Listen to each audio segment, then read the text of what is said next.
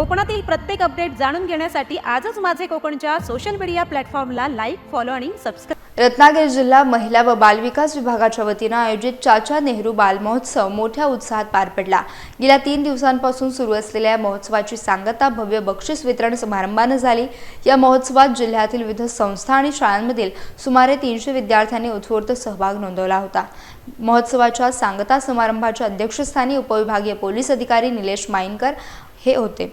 यावेळी एनसीसीचे commanding officer रामंजुल Dikshit, जिल्हा परिषद अधिकारी मल्लीनाथ कांबळे आणि पोलीस उपनिरीक्षक अभय तेली यांची प्रमुख उपस्थिती होती। 3 दिवसाच्या या काळात विविध क्रीडा स्पर्धा आणि सांस्कृतिक कार्यक्रमांचे आयोजन करण्यात आले होते।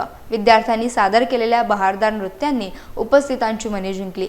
निलेश माईनकर यांनी मुलांच्या सर्वांगीण विकासासाठी क्रीडा आणि कलांचे महत्त्व अधोरेखित केले।